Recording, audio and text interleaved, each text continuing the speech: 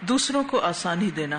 انس رضی اللہ عنہ نبی کریم صلی اللہ علیہ وسلم سے روایت کرتے ہیں، آپ صلی اللہ علیہ وسلم نے فرمایا، آسانی کرو اور سختی نہ کرو، خوشخبری دو اور نفرت نہ دلاؤ۔ تو اس حدیث میں 4 لفظ استعمال ہوئے ہیں۔ 2 چیزیں ہمیں اپنی زندگی میں لانی ہے اور 2 چیزیں نکالنی۔ آسانی اور محبت کو فروغ دینا ہے، تنگی اور نفرت کو زندگی سے نکالنا ہے۔ ایسا عمل اختیار کریں جس میں لوگوں کے لیے آسانی ہو، یعنی کام کو اس طریقے سے کریں جس سے لوگوں کو آسانی ملے۔ خاص طور پر تعلیم کے معاملے میں آسانی پیدا کرنا انسان کے اندر اطاعت کا جذبہ ابھارتا ہے، اور پھر جب انسان دین کا علم حاصل کر لیتا ہے تو اس کے اندر عبادت کا شوق بھی پیدا ہوتا ہے، اور پھر اس کے ذریعے علم اور عمل دونوں آسان ہو جاتے ہیں۔ تو یہاں پر نبی صلی اللہ علیہ وسلم نے جو نصیحت کی ہے وہ یہ کہ آسانیاں پیدا کرو، اور صرف اتنا نہیں کہا آسانی پیدا کرو بلکہ اس چیز سے روکا کہ مشکل پیدا کرو، سختی نہ کرو۔ اور یہ بھی آپ کی تعلیم کا ایک طریقہ تھا، ایک کرنے کا کام اور ایک نہ کرنے کا کام، اس سے کسی بھی چیز کی تعلیم مکمل ہو جاتی ہے۔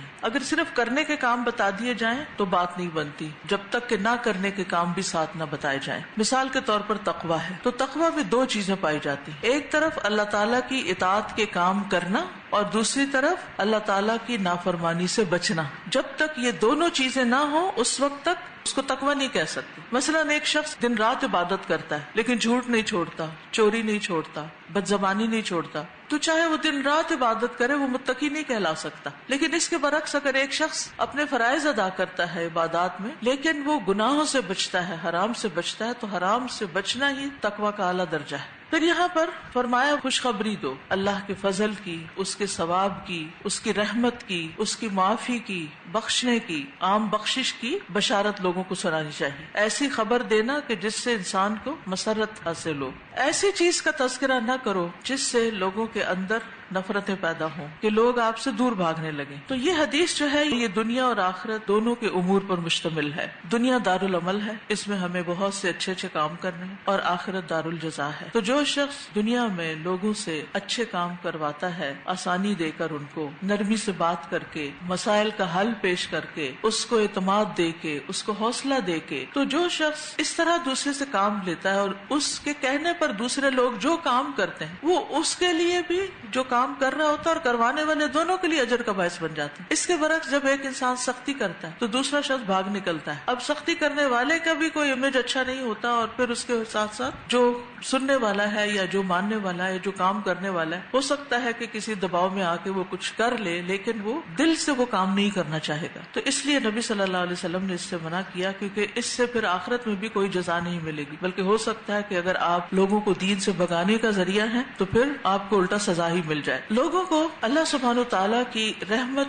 کی وسعت بتانی چاہیے اور اس کے ساتھ آسانی دینی چاہیے، اور خاص طور پر وہ لوگ جو نئے نئے دین میں داخل ہوئے ہوں، چاہے وہ نان مسلم ہو، وہ اسلام میں داخل ہوئے یا پھر کوئی شخص دین سے بالکل دور ہو، ایک اور ہی زندگی بسر کر رہا ہو، اور پھر وہ اسلام کی طرف راغب ہو، اللہ تعالیٰ کا بندہ بن کر زندگی بسر کرنا چاہتا ہو۔ تو ان دونوں کیسز میں دین میں نئے داخل ہونے والوں کے لیے آسانی پیدا کرنی چاہیے، لیکن اس کا یہ مطلب نہیں ہوتا کہ دوسرے کو ڈسپلن نہ کیا جائے یا اس کو دین کے احکامات نہ بتائے جائیں۔ جہاں جنت کا ذکر ہے وہاں جہنم کا ذکر بھی تو آئے گا، وہ بھی کیا جائے گا، لیکن علماء یہ کہتے ہیں کہ اس کا ریشو کیا ہوگا کہ بشارت اتنی ہو جیسے کوئی ایک پورا جانور ہے، اور خوف اتنا جیسے اس کے پاؤں کا سم ہو، یعنی اس کا پاؤں ہو، خوف پاؤں جتنا اور بشارت پورے جسم جتنی، یعنی بشارت عام ہو۔ جیسے اللہ سبحانہ تعالیٰ کی رحمت جو ہے وہ وسیع ہے، اللہ تعالیٰ فرماتے ہیں میری رحمت نے ہر چیز کو ڈھانپ رکھا ہے۔ بعض چیزیں جو ہمیں بظاہر نقصان دہ یا تکلیف دہ نظر آتی ہیں ان میں بھی دراصل اللہ کی رحمت ہوتی ہے، اور پھر آہستہ آہستہ دین کے احکامات سکھانے چاہیے۔ ابن عباس رضی اللہ عنہما کہتے ہیں کہ رسول اللہ صلی اللہ علیہ وسلم نے جب معاذ بن جبل کو یمن کا حاکم بنا کر روانہ کیا تو فرمایا کہ تم اہل کتاب کے پاس جا رہے ہو، سب سے پہلے تم نے انہیں اللہ وحدہ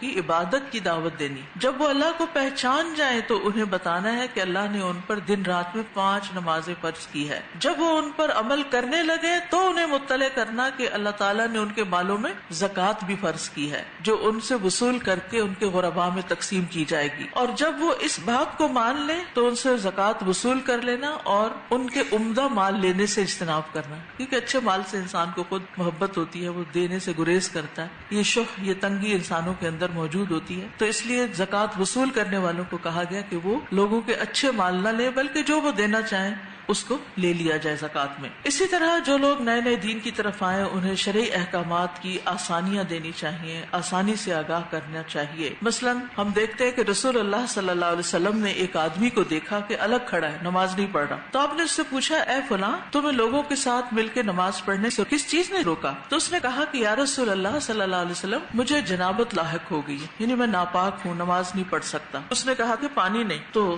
آپ نے فرمایا تم مٹی استعمال کر لو، تیمم کر لو، وہ تمہیں کفایت کرے گی. تو آپ نے اس کے لیے آسانی پیدا کر دی. پھر اسی طرح یہ ہے کہ لوگوں کے حالات کے مطابق ان کو آسانی دینی چاہیے. آسانی دینے کا مطلب یہ نہیں ہوتا کہ ان کو سستی کا شکار ہونے دیا جائے، یا یہ کہ وہ کوئی کام ہی نہ کریں، یا یہ کہ وہ اپنے فرائض پورے نہ کریں. مثلا نماز چھوڑ دیں، کیا ہمارے دین میں آسانی ہے؟ ایسا نہیں ہو سکتا. فرض تو فرض ہے. تو روزمرہ زندگی میں آسانیاں پیدا کرنے کا مطلب یہ ہے کہ لوگوں کے پیچھے نہ پڑ جاؤ اور لوگوں کو تھوڑی سپیس دو، لوگوں کو کام کرنا سکھا دو، ان کا مسئلہ حل کر دو، ان کو طریقہ بتا دو، ان کو فیسیلیٹیٹ کر دو، کچھ خود ان کے ساتھ لگ کے کام کروا دو. تو بہت سے طریقے ہوتے ہیں آسانیاں پیدا کرنے کے.